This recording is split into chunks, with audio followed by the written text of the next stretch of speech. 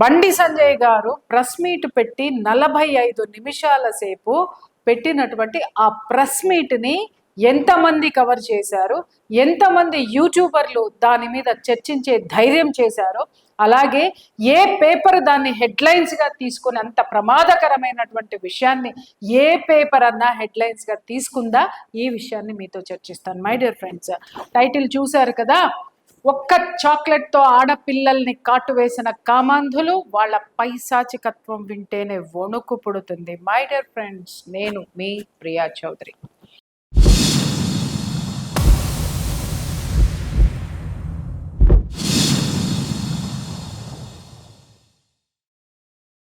మనకు తెలిసి ఓన్లీ 9 మంది అమ్మాయిలే.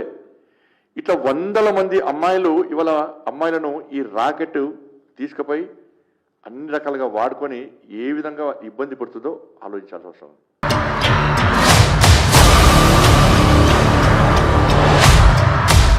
ఇన్ని సంఘటనలు జరిగితే ఎఫ్ఐఆర్ చేస్తున్నారు, ఎఫ్ఐఆర్ క్లోజ్ చేస్తున్నారు, ఎఫ్ఐఆర్ చేస్తున్నారు, క్లోజ్ చేస్తున్నారు. ఒక్కరి మీద యాక్షన్ లేదు, ఒక్కరిని అరెస్ట్ చేయలే.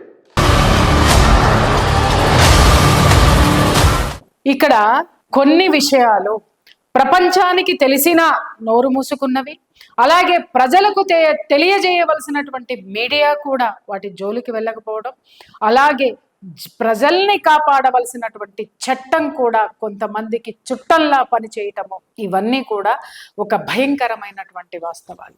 నిన్న బండి సంజయ్ గారు చెప్పినటువంటి అంశం ఏమిటి అనంటే, ఒక ఇద్దరు ఆడపిల్లలకి సంబంధించినటువంటి విషయం. ఓల్డ్ సిటీలో ఉన్నటువంటి ఒక వెస్ట్ బెంగాల్కి సంబంధించినటువంటి కుటుంబానికి సంబంధించినటువంటి ఒక ఆడపిల్ల ఒక ఇంటికి, అంటే తన స్నేహితురాలు పిలిస్తే, ఒక వర్గానికి చెందినటువంటి స్నేహితురాలు పిలిస్తే ఆ స్నేహితురాలు ఇంటికి ఆమె వెళ్ళడం జరిగింది. అక్కడ ఆ స్నేహితురాలు ఆమెకి ఒక చాక్లెట్ ఇచ్చింది. ఆ చాక్లెట్ తినగానే ఆమెకి చాలా టేస్ట్గా అనిపించి ఎందుకో ఒక బాడీలో ఒక విధమైనటువంటి ఉత్సాహం ఆ పిల్లలో వచ్చేసిన తర్వాత ఇమ్మీడియట్గా ఆ పిల్ల ఇంకొక చాక్లెట్ అడిగింది. ఆ అమ్మాయి మరొక చాక్లెట్ ఇచ్చింది.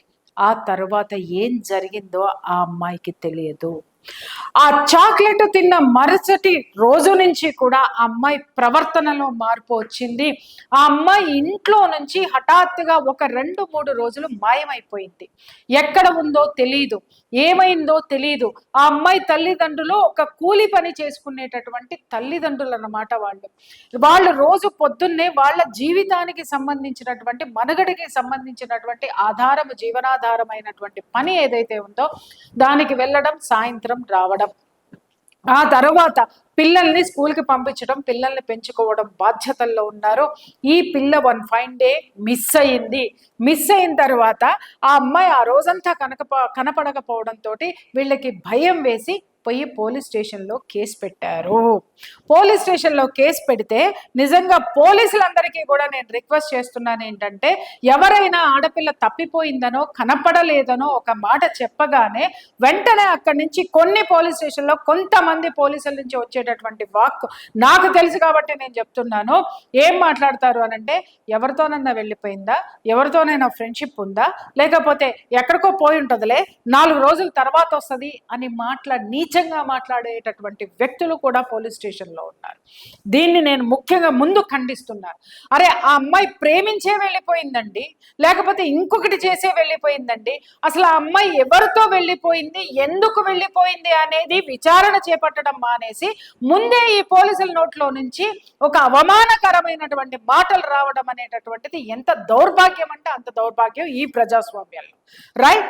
అలా పోలీస్ స్టేషన్కి వెళ్ళి వాళ్ళు కంప్లైంట్ ఇచ్చిన తర్వాత మీ అమ్మాయిని చూస్తాం అని చెప్పి వాళ్ళని పంపించేసిన తర్వాత 3 రోజులైనా కూడా ఆ పిల్ల తిరిగి రాకపోవడంతో వాళ్ళు గట్టిగా పోలీస్ స్టేషన్కి వెళ్ళి అడగడం జరిగింది.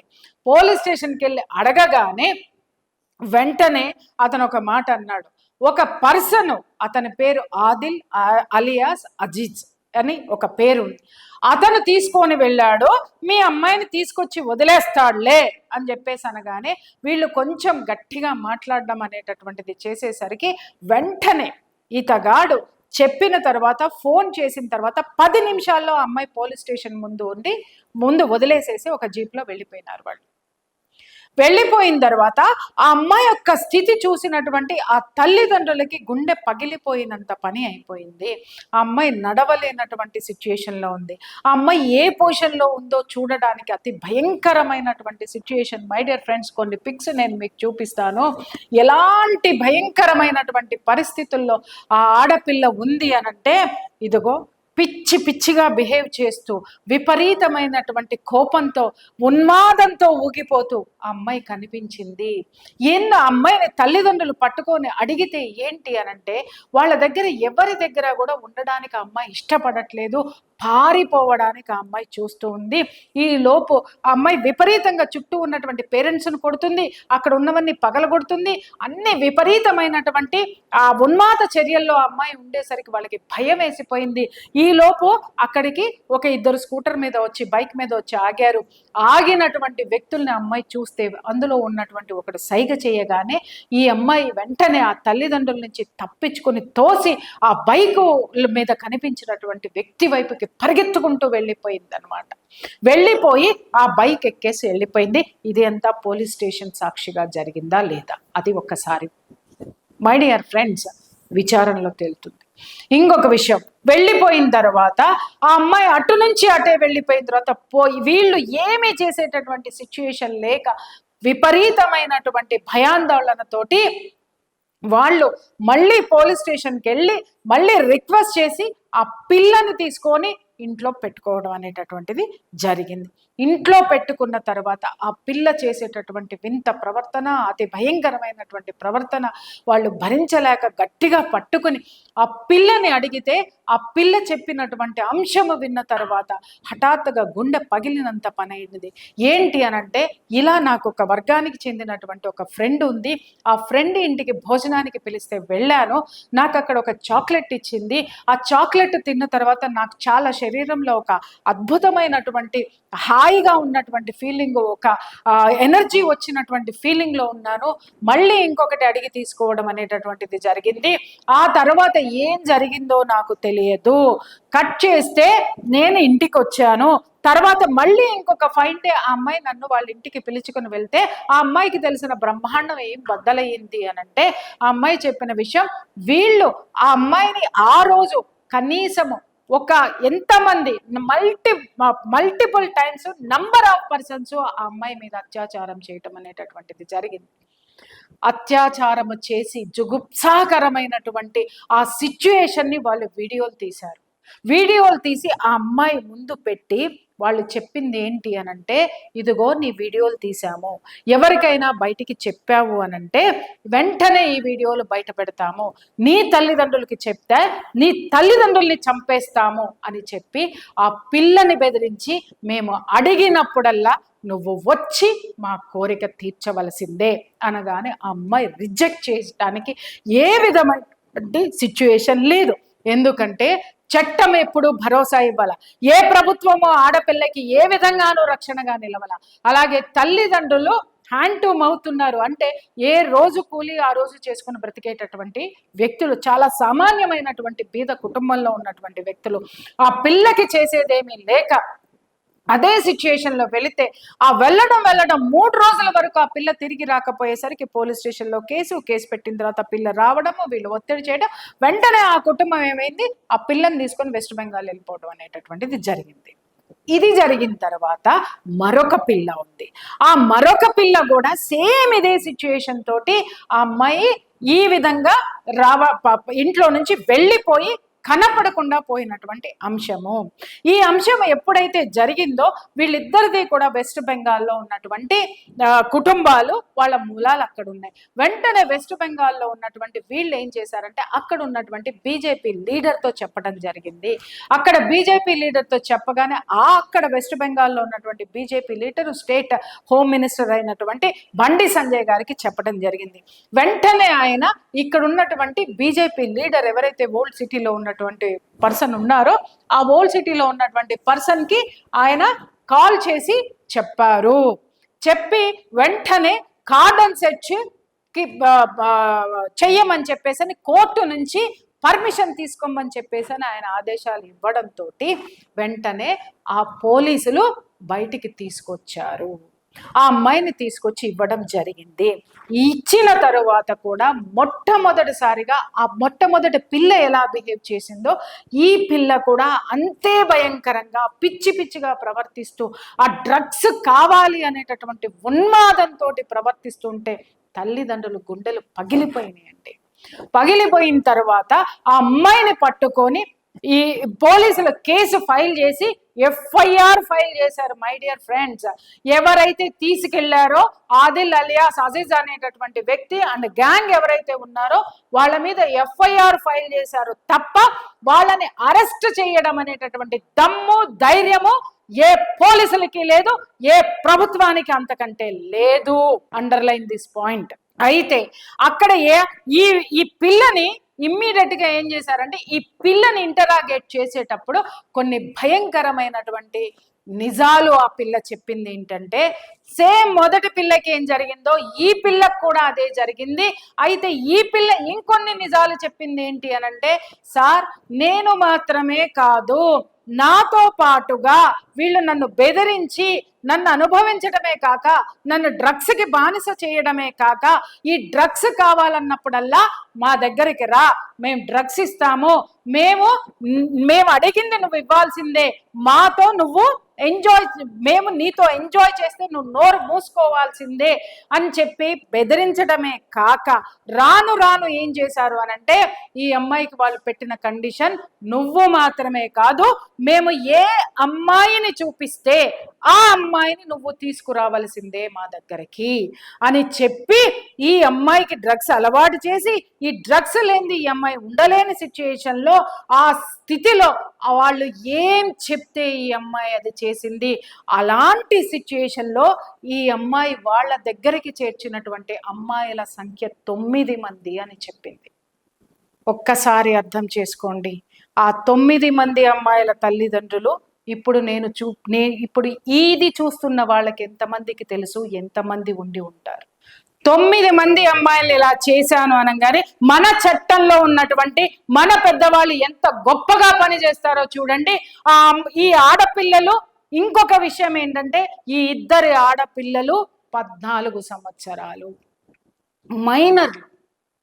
మైనర్లైనటువంటి ఆడపిల్లలు. అంటే వీళ్ళు ప్రపంచానికి చెప్పరు, వీళ్ళు భయపడతారు. అలాగే వీళ్ళని ఈ విధమైనటువంటి టార్చర్కి గురి చేసేటటువంటి సాడిజము ఎక్కడి నుంచి వస్తుంది, ఏమొస్తుంది అనేటటువంటిది కూడా మనం ఆలోచించాల్సినటువంటి అవసరం ఉంది. 14 సంవత్సరాల ముక్కు పచ్చలారని ఆడపిల్లలు చిదిమి వేయబడుతుంటే తెలిసినా కూడా అక్కడ పోలీసులను కూడా ఈ పెద్దవాళ్ళు ఎవరైతే పేరెంట్స్ ఉన్నారో కంప్లైంట్ ఇచ్చిన వాళ్ళు అడిగితే పోలీసులు చెప్పినటువంటి సమాధానం ఏంటో తెలుసా? మై డియర్ ఫ్రెండ్స్, వాళ్ళు చెప్పడం ఏంటి, పోలీసులు ఏం మాట్లాడతారో నాకు కూడా తెలుసు, నాలాంటి వాళ్ళు కూడా చెప్తారు. అమ్మాయి వెనక్కి వచ్చేసింది కదా, జరిగిందేదో జరిగిపోయింది కదా, ఎందుకు మీరు అల్లరి చేసుకుంటారు? మళ్ళీ మీరు రోడ్డు మీద పడి అల్లరి చేస్తే మిమ్మల్ని చంపేస్తారు. మీ అమ్మాయి ప్రాణాలతో వచ్చింది, ప్రాణాల కంటే మానం ఎక్కువ. అరే మీ అమ్మాయిని తీసుకుపోండి, నోరు మూసుకుని వెళ్ళండి, వాళ్ళు ఇంత భయంకరమైన మనుషులు అని చట్టానికి దుర్మార్గులు భయపడడం మానేసి దుర్మార్గుల యొక్క దుర్మార్గం ఎంత గొప్పదో ఈ యొక్క చట్టం ప్రతినిధులు ఎవరైతే ఉన్నారో ఈ ఆఫీసర్సు, ఈ పోలీస్ ఆఫీసర్సు పేరెంట్స్ కి చెప్పడం అనేటటువంటిది నా నెత్తి మీద ఎన్ని వెంట్రుకలు ఉన్నాయో అన్నిసార్లు చూసినా నేను, అన్ని కేసులు విన్నాను నేను. ఎన్ని దారుణాలు జరుగుతున్నాయో, ఎంతమంది ఉన్నారో నేను అంతమంది పోలీస్ ఆఫీసర్ని అడగట్లా, కరప్టెడ్ ఆఫీసర్స్ గురించే నేను మాట్లాడుతున్నాను. ఒక ఆడపిల్ల నాకు అన్యాయం జరిగిందండి పోలీస్ స్టేషన్కి వెళ్తే ఎంతమంది గుంటల మీద చేసుకొని చెప్పండి మై డియర్ ఆఫీసర్స్, ఆ ఆడపిల్ల మీ ఇంటి ఆడబిడ్డని బాధ్యత తీసుకొని మీరు నిజంగా ఉన్నటువంటి అన్యాయానికి గురవుతున్నటువంటి ఆడపిల్లలకి మీరు న్యాయం చేశారో చెప్పండి. కాకి బట్టలు వేసుకున్నారు, మేము కట్టేటటువంటి పన్నులతో మీకు జీతాలు వస్తున్నాయి, కానీ మీరు ఊడిగం చేసేది ఈ కరప్టెడ్ ఆఫీసర్స్ అందరూ ఎవరికి ఊడిగం చేస్తున్నారు? సమాజానికి చీడ పురుగులు ఎవరైనా ఉన్నారు అనంటే సమాజానికి కీడు చేసే వాళ్ళు తప్ప ఇంకా వేరే బయట నుంచి ఎవరో రావాల్సిన అవసరం లేదు, బయట ఎవరో మన వాళ్ళని నాశనం చేయాల్సినటువంటి అవసరం లేదు. ఎవరైతే చట్టంలో కూర్చొని ఉన్నారో, బాధ్యతాయుతమైనటువంటి వాటిల్లో ఉన్నారో, పదవుల్లో ఉన్నారో, సీట్లలో ఉన్నారో, ఉద్యోగాల్లో ఉన్నారో వాళ్ళు చాలు. ఆ కలుపు మొక్కలు చాలు పంట చేను మొత్తం నాశనం చేసేయడానికి. ముక్కు పచ్చలారన్నటువంటి చిన్నారులు చిదిమివేయబడుతున్నారు. ఒక్కళ్ళు కూడా, మై డియర్ ఫ్రెండ్స్, పొద్దున్నే లెగిస్తే మా మిత్రులను అడుగుతున్నాను, నేనేమైనా మాట్లాడితే కొంతమంది ఒక పదం వస్తుంది, మాట్లాడను. అస్సలు సంబంధమే లేనటువంటి వాళ్ళందరూ దుమ్మెత్తిపోసి మాట్లాడే జబ్బలు జరుచుకునే కొడుకులను అడుగుతున్నాను, ఈ కేసులు మీకు తెలవ్వా? అరే నిన్న బండి సంజయ్ గారు ఆయన మీటింగ్ పెట్టి ఎఫ్ఐఆర్ కాపీలతో సహా ఆ పేరెంట్స్ ని కూడా తీసుకొచ్చి ఇంత భయంకరమైనటువంటి నిజం చెబితే ఎంతమంది యూట్యూబర్లు కానీ, ఎంతమంది మెయిన్ స్ట్రీమ్ మీడియా కానీ ఇది కవర్ చేసి దీని మీద కథనాలు పెట్టింది, దీని మీద చర్చలు పెట్టిందో చెప్పండి. దమ్ము లేని మీడియా, బాధ్యత లేని మీడియా, గుండె గొంతుగా దించుకొని ఒక్కొక్కడికి కుక్క చాకిరీలు చేసేటటువంటి కొంతమందిని మాట్లాడుతున్నాను నేను. ఏం మాట్లాడుతున్నారు, ఏం చేస్తున్నారు? మన ఆడపిల్లలకి ఎక్కడ రక్షణ ఉంది? అరే ఆడపిల్లలకు కాదురా, ఆడపిల్లల కన్నా తల్లిదండ్రులకి ఎక్కడుంది? సమాజంలో ఉన్నటువంటి వాళ్ళకి ఎక్కడ ఉంది? ఇంత దౌర్భాగ్యాలు జరుగుతుంటే ఇంకొక విషయం కూడా నేను చెప్తున్నాను, కేవలము వెస్ట్ బెంగాల్ నుంచి వచ్చినటువంటి వీళ్ళ కోసం మాత్రమే జరిగితేనే ప్రియా చౌదరి నీకు పానిక్ అటాక్లు వచ్చినాయా వింటే అని. అందుకు రాలా. మీకు తెలియని ఇంకొక కోణం చెప్తాను ప్రజలందరికీ కూడా. ఈ రోజు అతి భయంకరమైనటువంటి జాడ్యం ఎక్కడుందో తెలుసా? ఈ రోజు బైక్లు ఏవైతే ఉన్నాయో ఆ బైక్ రైడర్స్ బుక్ చేసుకుంటారు, ర్యాపిడోలు బుక్ చేసుకుంటుంటే డ్రైవర్లు ఎవరైతే ఉంటారో ఆ బైకర్ల రూపంలో కూడా ఇలాంటి వాళ్ళు ఉన్నారు. అలాగే మీరు వెళ్ళండి కొన్ని బస్తీలలో ఆటో వాళ్ళు, అందరినీ నేను మాట్లాడతా సోదరులారా, చాలా మంది గొప్ప వాళ్ళు ఉన్నారు.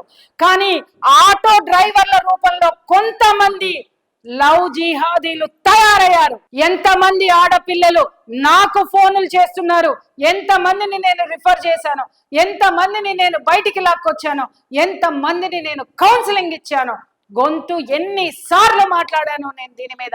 ఆడపిల్లలు వినండి, తల్లిదండ్రుల మాట వినండి, తల్లిదండ్రుల జోన్లో నుంచి బయటికి రావద్దంటే ఒక్క తినదు.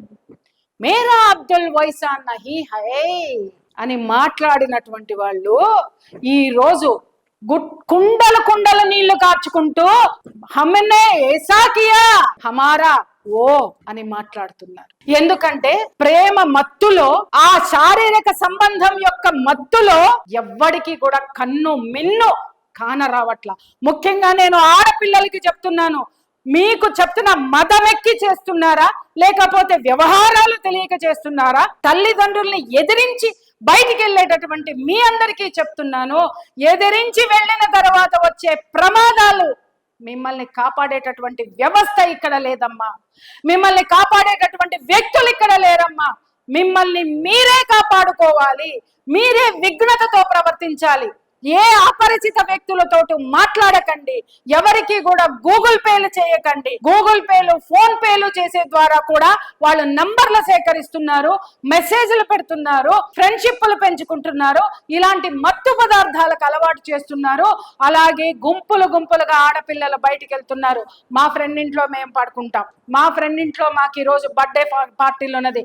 పేరెంట్స్ అందరికీ చెప్తున్నాను, ఎంత క్లోజ్ గా ఉన్నా సరే ఒక గ్రూప్ ఆఫ్ పీపుల్ ని కొంతకాలం కలవనివ్వకండి. ఎందుకంటే ప్రమాదాలు ఉన్నాయి, దయచేసి ఉన్నాయి. అవి మన చేయి దాటిపోయిన తర్వాత కానీ, మనం రోడ్డు మీదకి వచ్చిన తర్వాత కానీ మనకు తెలియడం లేదు. మన పిల్లలు మనకంటే ఎక్కువగా కూడా ప్రపంచాన్ని చూసేటటువంటి సిచ్యుయేషన్ లో ఈ రోజు ప్రమాదకరమైనటువంటి జోన్ లో మన పిల్లలు ఉండిపోయారు. ఆ జోన్ నుంచి వాళ్ళని మనం తెచ్చుకోవాల్సినటువంటి అవసరం ఉంటుంది. మై డియర్ ఫ్రెండ్స్, ఇంకొక విషయం చెప్తున్నాను, ఇక్కడ ప్రభుత్వాలు కాపాడవు, చట్టం కాపాడదు.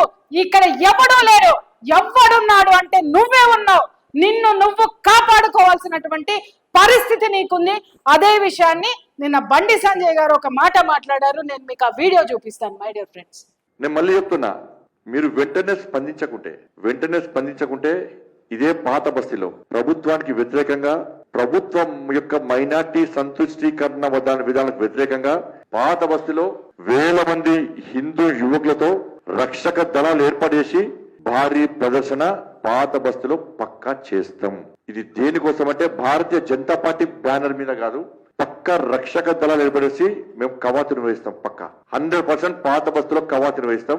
దాని ద్వారా అక్కడ ఉన్న హిందూ సమాజంలో ఒక భరోసా కల్పించడానికి, ఈ కుట్రలు కుతంత్రాలు చేసే ఫాల్ట్ నా కొడుకులకు ఒక హెచ్చరిక జారీ చేయడానికి, అరే మీకు పోలీస్ మీ వైపున్నా, ఈ ప్రభుత్వం మీ వైపున్నా, ఎంఏ పార్టీ మీ వైపున్నా, మేము మిమ్మల్ని అడ్డుకోవడానికి సిద్ధంగా ఉన్నామని చెప్పి, హిందూ సమాజాన్ని కాపాడడానికి సిద్ధంగా ఉన్నామని చెప్పి ఒక హెచ్చరిక జారీ చేయడానికి పక్కా పాత బస్తులో హిందూ యువకులు అందరూ కూడా కవాతు పక్కా నిర్వహిస్తాం. ఇది జరిగి తీరుతుంది. ఆ అవకాశం మాకు ఇవ్వద్దని చెప్పి రాష్ట్ర ముఖ్యమంత్రి చెప్తున్నాను. ఇది మామూలు సంఘటన కాదన్న.